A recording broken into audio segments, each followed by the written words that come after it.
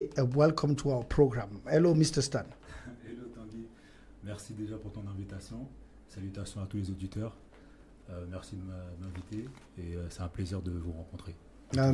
Merci aussi à vous d'être ici et bien sûr, on espère que vous avez fait un bon voyage. Vous êtes aujourd'hui en terre sud-africaine, la terre de la liberté, la terre de Nelson Mandela, la terre de l'histoire, la terre du combat. Et je sais que vous êtes dans ce combat. Quel effet, quelle impression? Exactement, tout ce que tu dis, c'est un plaisir, c'est un honneur d'être en Afrique du Sud, avec toute l'histoire qu'on connaît, qu'on a appris. Donc là, de venir sur cette terre, c'est une très grande fierté pour moi. Et merci. Et surtout que vous venez des îles, Haïti, plus précisément. Haïti, c'est l'indépendance. C'est la première république noire indépendante qui a avoir pris son indépendance. Donc je suis encore 2 fois plus fier de venir encore en Afrique du Sud, le pays de Nelson Mandela. Donc c'est une très grande fierté. Merci. Et alors, je me tourne vers l'homme de la situation, comme on dit au Gabon. Je pense pas qu'ils vont apprécier. Monsieur Béancin, bien sûr, bienvenue au programme. Je sais que ce n'est pas la première fois. Bienvenue sur Impulse Radio. Merci beaucoup. Salutations aux auditeurs d'Impulse Radio. Salutations révolutionnaires au peuple africain et aux Sud-Africains. Je salue surtout les techniciens qui nous permettent de pouvoir faire l'émission parce que c'est très important. Oui, le journaliste est là, mais sans les techniciens derrière, ce n'est pas possible de faire l'émission. Donc je les salue aussi et je salue tous ceux qui soutiennent la lutte libératrice du continent africain, mais surtout, comme je le dis, du peuple noir. Parce que moi, je me bats pour le peuple noir. On reviendra sur ça après, bien sûr, beaucoup de recherches. Nous avons vu des similitudes et des petits commentaires à ce propos, mais on reviendra sur ça. Donc le show, souvent je parlerai en anglais, c'est pour aussi permettre, parce que c'est la première édition de ce programme, en tant que programme panafricain dans la zone de la CEMAC. Vous nous rejoignez aujourd'hui avec un frère qui vient de loin, un frère qui vient des îles, un frère qui joint votre cause, et j'aimerais commencer par ça. Pourquoi? Mais tout simplement parce que le camarade et frère Stan, c'est, on va dire, mon bras droit, c'est mon lieutenant. Certes, on voit souvent moi devant en tant que leader de la Ligue, mais derrière, il y a toute une équipe. Et j'ai décidé là de faire le voyage, cette fois-ci avec quelques personnes de la LDNA, dont le frère Stan fait partie. Il faut savoir que il est dans l'organisation maintenant depuis quelques années. C'est vrai qu'on ne le voyait pas, mais souvent c'est lui qu'on entend derrière la caméra, c'est lui qui gère les images, parce que sans les images, quand on fait les actions, vous savez, ça ne sert à rien. Donc c'est souvent lui derrière. Donc ça fait un moment qu'il est là, et il est d'Haïti, comme on va dire dans l'organisation, presque 60% de mon équipe, de mes frères ou sœurs, ce sont des gens qui sont d'Haïti.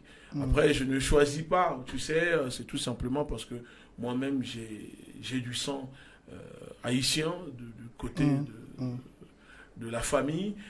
Donc, je suis dans mon élément quand je suis entouré de mes frères et sœurs de lutte. Je précise, parce que tous les Noirs ne sont pas mes frères, mais les frères de lutte sont mes frères et les sœurs de lutte sont mes frères. Donc, voilà pourquoi aujourd'hui les choses évoluent. Mais je pense que je laisserai la parole. Il pourra lui-même expliquer comment il a atterri dans l'organisation et tout ce qui se passe. Oui, parce qu'on sait que derrière beaucoup de polémiques, les îles ne se reconnaissent pas souvent au continent. Comment M. Stan vient à se mêler, à suivre, à promouvoir et à se battre pour ce mouvement? Vous pouvez nous dire quelque chose sur ça? Oui, bien entendu. C'est vrai que le frère, ça fait bientôt 4 ans. 4-5 ans, 4 ans plutôt, je pense que j'ai rejoint le frère. Et c'est vrai que quand le frère a débuté sa lutte, c'était quelque chose de nouveau en France, parce que je pense qu'on est tous un peu conscientisés plus ou moins à notre niveau. Et le frère, il est arrivé avec sa manière de lutter, sa force, son idéologie, très important. Vraiment quelque chose de nouveau qui était différent de ce qui se passait en France, et de par ses actions surtout. coup de poing, ces opérations coup de poing, on va appeler ça comme ça. Donc forcément, ça attire la curiosité. Voilà, puis de fil en aiguille, en fonction des actions, il invitait vraiment tout le monde, les frères, à le rejoindre sur le terrain, à participer, à vraiment ne pas rester caché derrière l'écran comme beaucoup, à venir sur le terrain. Et l'aventure a commencé comme ça. Et puis de fil en aiguille, à force d'échanger, de rencontrer, et puis on rencontre énormément de monde sur le terrain. C'est vrai que ça m'a permis d'échanger avec beaucoup de monde. On apprend beaucoup sur le terrain. Les gens ne s'en rendent pas compte, mais c'est vraiment en croisant les gens, en discutant, en échangeant, on apprend beaucoup de choses. Et puis de fil en aiguille, comme ça, on finit par être piqué, puis à vraiment à comprendre l'idéologie, à mieux comprendre l'idéologie, et à complètement adhérer, puis à vraiment prendre part à cette lutte. Ben, bien sûr, merci. Une autre question avant de partir sur le vif du sujet, c'est un peu le ressentiment par rapport à cette journée, cette collaboration.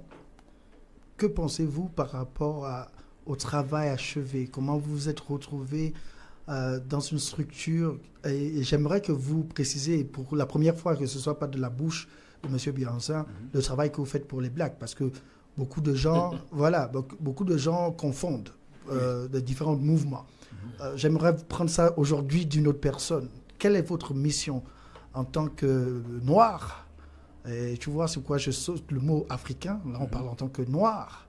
Et qu'est-ce qui vous a amené à vraiment croire et soutenir ce mouvement? Le mot paraît grand, mais c'est la libération du peuple noir. Voilà. C'est vraiment l'émancipation, de pouvoir être autonome aujourd'hui. Tout à l'heure, on parlait de souveraineté, de voir aussi nos différents pays accéder à la souveraineté réelle, pas ces fausses indépendances qu'on nous a servies. Et c'est vraiment ces choses-là qui vous donnent envie en tant que noir, en tant qu'homme noir, en tant que peuple noir, pas africain uniquement, parce qu'on est partout. Moi-même, je viens des îles, mais je suis un afro-descendant, comme on dit.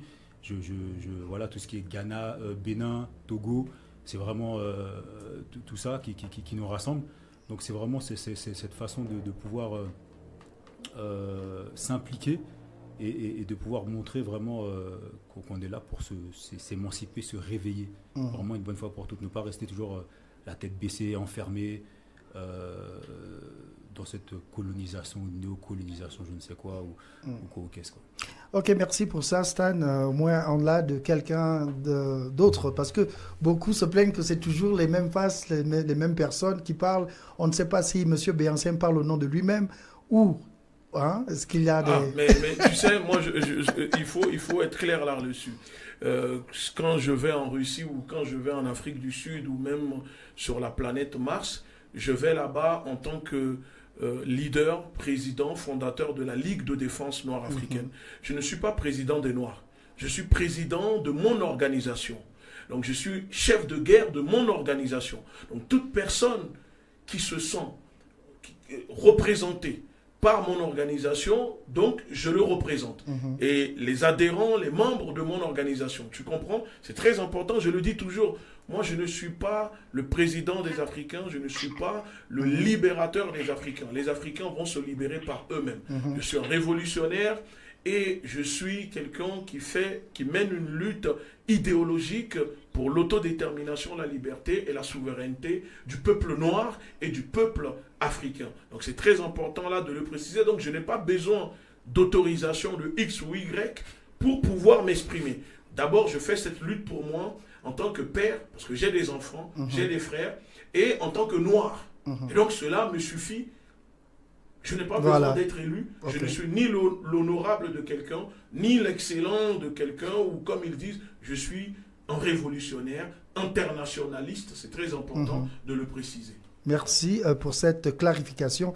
Vous êtes bienvenue sur notre programme Une heure avec. Et aujourd'hui, c'est avec M. Biancin, président de la LDNA. La Ligue de défense noire africaine. Ok, merci pour la précision. Merci aussi à Stan, qui nous a donné un peu d'éclaircissement par rapport à l'interprétation des gens et par rapport au combat que vous menez et qu'on respecte et que nous allons aujourd'hui mieux comprendre et décortiquer. Et pour ça, sur cette émission, nous allons aborder 3 sujets. Le premier, la problématique du panafricanisme, parce qu'il s'avère que beaucoup sur les plateformes courantes on parle de différentes façons. Ça, c'est le premier volet. Le deuxième volet va être les institutions africaines. On aimerait savoir, vous, en tant que défendeur de la Ligue, quelle est votre opinion sur ça. On engagera aussi sur les souverainetés africaines. Est-ce qu'elles sont honnêtes? Est-ce qu'elles sont claires? Et pour finir, nous allons parler des récents changements de système africain. Donc, on va aborder les origines, les conséquences et aussi comment le déroulement. Donc, merci pour avoir accepté notre invitation sur ce programme. Et on va aller droit au but. On va commencer par comme on dit en francophone, en français, le commencement. En termes de problématiques sur le panafricanisme, excusez-moi, on aimerait avoir votre opinion directe comme ça. Qu'est-ce que le panafricanisme? Quelle est la définition précise accordée par rapport à vous du panafricanisme et comment a-t-il évolué au fil du temps? Alors, la définition du panafricanisme telle que nous la connaissions, léguée par les figures fondatrices, parce que je ne vais pas réinventer, je ne suis pas un révisionniste de l'histoire. Le panafricanisme est avant tout une doctrine qui tend à développer l'unité et la solidarité entre le peuple afro-africain, d'accord, les populations afro-africaines. Et surtout, le panafricanisme est un mouvement et une idéologie politique qui promeut l'unité, d'accord, du peuple noir à travers le monde. Sauf qu'aujourd'hui, beaucoup de personnes font une confusion. D'ailleurs, ils disent, mais tu te dis panafricaniste, tu as un passeport français. Viens vivre en Afrique si tu es panafricain. Moi, je suis désolé, je vais encore choquer les gens. Ces personnes qui parlent jusqu'à présent, rien n'a été inventé en Afrique que nous sommes en train d'utiliser. L'idéologie panafricaine n'a pas été inventée sur le continent. Tu comprends? Pour être panafricain, on n'a pas besoin de vivre sur le continent. Parce que le panafricanisme consiste à rassembler, promouvoir l'unité, lutter contre l'injustice. Donc pour lutter contre l'injustice que subit un noir en Haïti, je n'ai pas besoin de vivre en Afrique pour le faire. Et d'ailleurs, les figures fondatrices du panafricanisme, aucun, je dis bien, aucun ne vient du continent. Ce sont des gens qui sont nés dans la diaspora. Vous comprenez? Donc aujourd'hui, quand on voit ce panafricanisme que certains essayent aujourd'hui de lancer sur les réseaux, parce que ces personnes arrivent, n'ont pas d'idéologie, ne maîtrisent pas le sujet et pensent que panafricanisme égale à Afrique. Non, dans le mot panafricanisme, il y a pana. Au-delà, pana, africanisme. Si on est en Afrique, on est africain.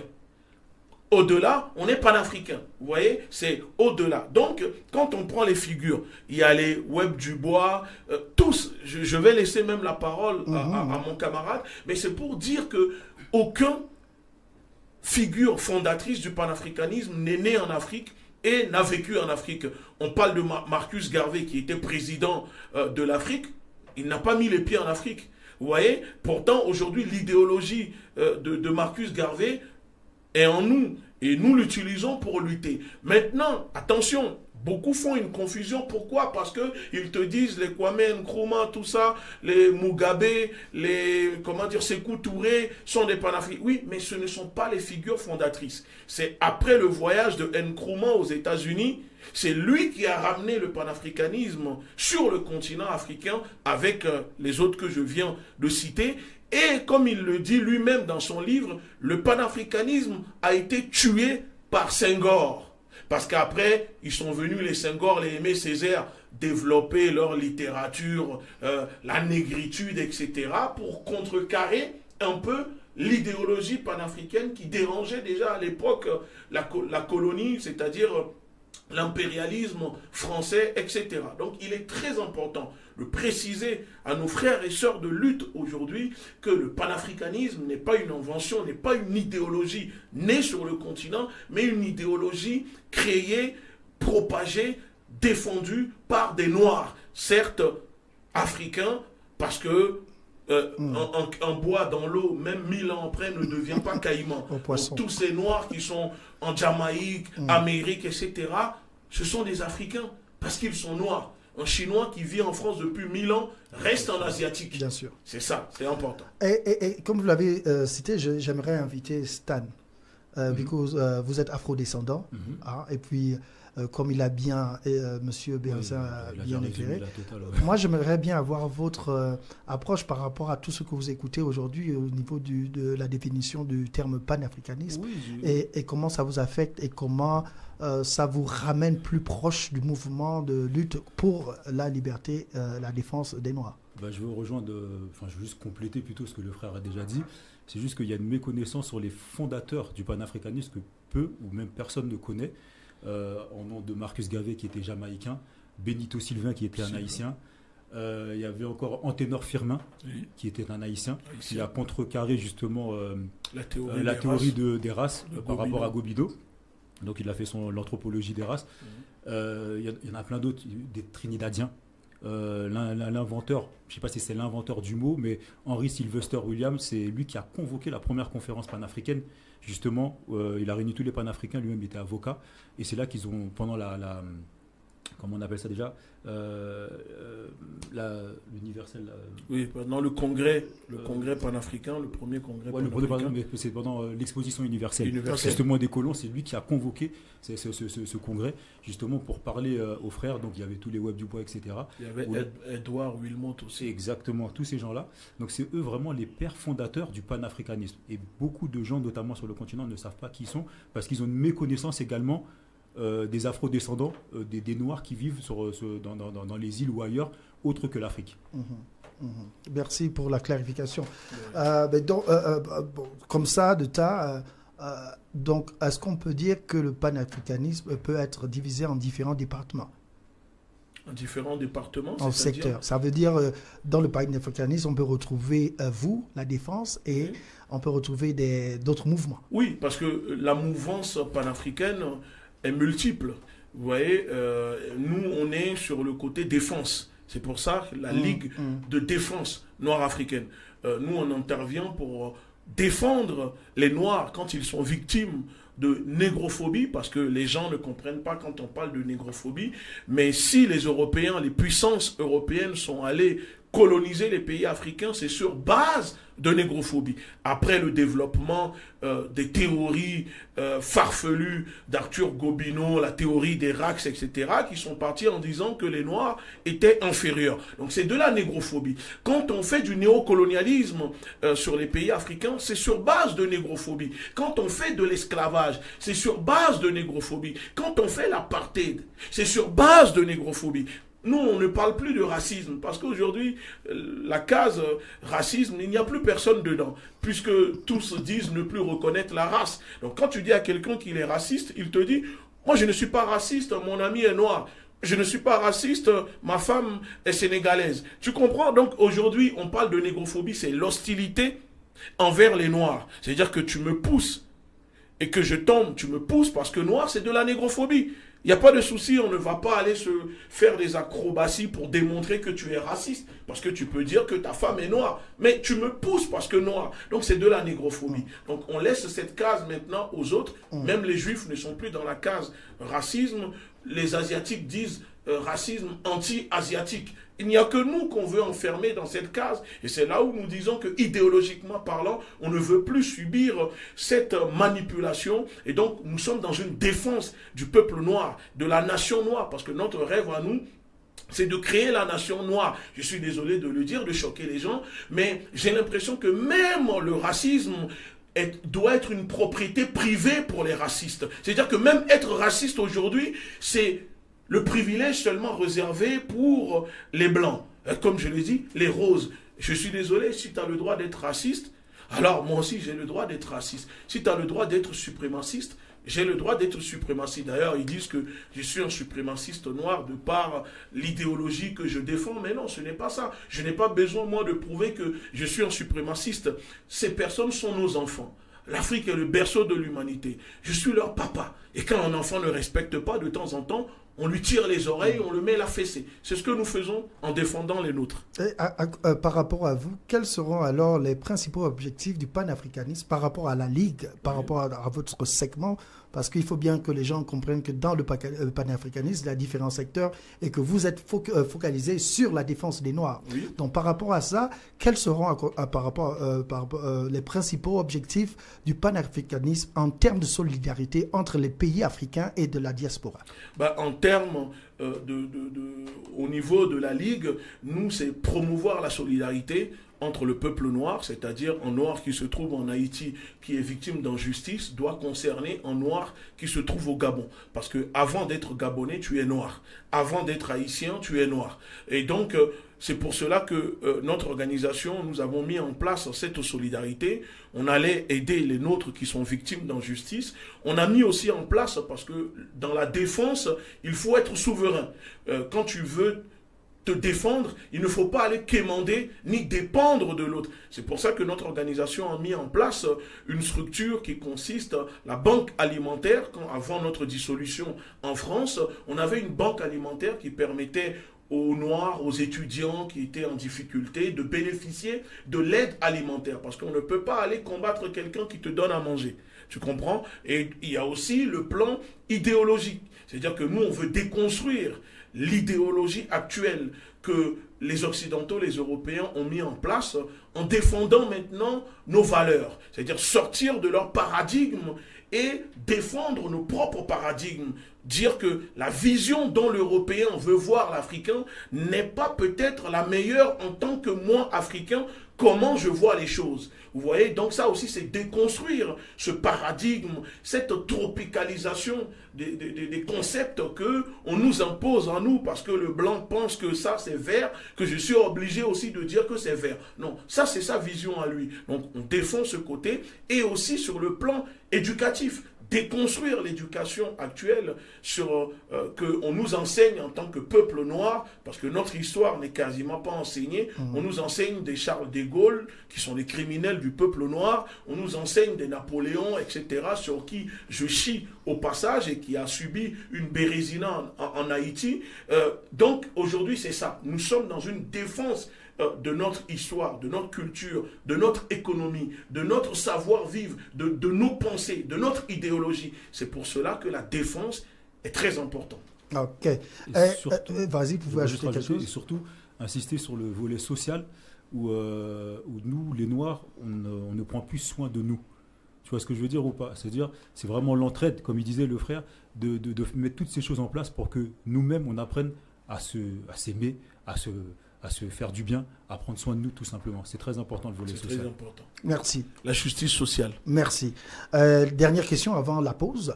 On va vous demander, en tant que panafricaniste, focalisé, parce que je suis obligé de mettre la différence pour que les gens comprennent, focalisé sur la défense des Noirs, comment le panafricanisme a-t-il contribué ou peut-il contribuer, spécialement votre mouvement, à la lutte pour la libération et les indépendances des nations africaines et outre-mer? Je laisse mon frère Stan répondre et je finis après. Ok, donc la question était, par rapport à votre mouvement panafricaniste, qui est focalisé sur la défense des Noirs, comment peut-elle contribuer à la lutte pour la libération et les indépendances des nations africaines et afrodescendantes? Comment peut-elle contribuer? C'est en appliquant déjà l'idéologie du frère. Il faut que les gens comprennent vraiment la notion d'idéologie. C'est ce qui va déjà leur permettre de ne plus dépendre de tout ce qu'on nous a inculqué, de tous ces pays occidentaux qui ont pu nous remplir le crâne tout simplement de ces choses. Et c'est vrai que l'idéologie, c'est ce qui va vraiment nous permettre de complètement se relever par rapport à ça, quoi. Ok. Moi, je dis que le panafricanisme contribue déjà à libérer le peuple noir. Le panafricanisme a déjà contribué. Oui, on veut par rapport à votre mouvement, monsieur. Alors, par rapport à notre... Quel est l'apport de votre mouvement dans cette lutte? Mais l'apport de notre mouvement dans cette lutte est énorme. Je ne vais pas me couvrir de feuilles d'or, mais en quelques mots, nous avons mis en place le volet social. Nous sommes dans le social. Nous sommes dans l'éducation.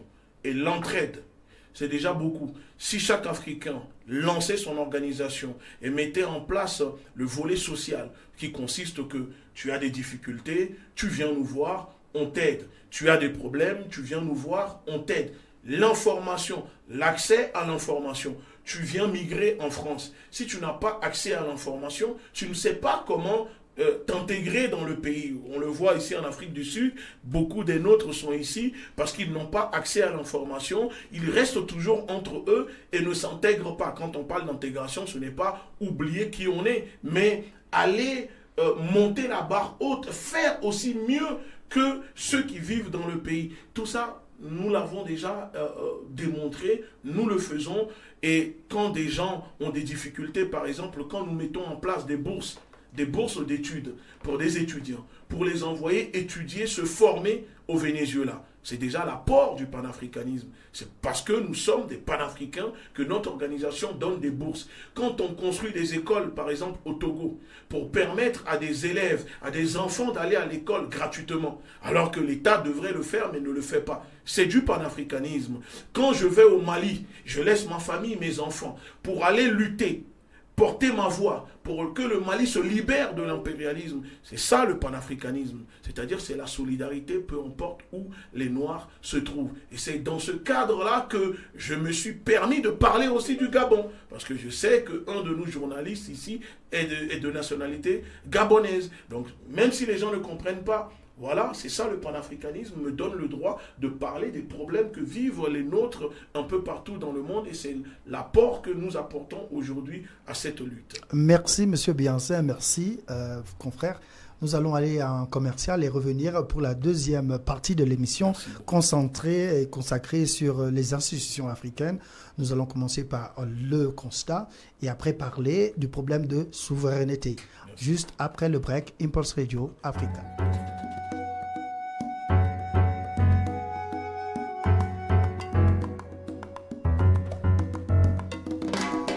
Merci et bienvenue et bien bon retour sur ce programme appelé bien sûr Une heure avec. Et aujourd'hui, on a l'honneur de recevoir la LDNA, donc vous connaissez tous du côté de l'Afrique francophone et je vais dire du monde, parce que leur présence est assez visible.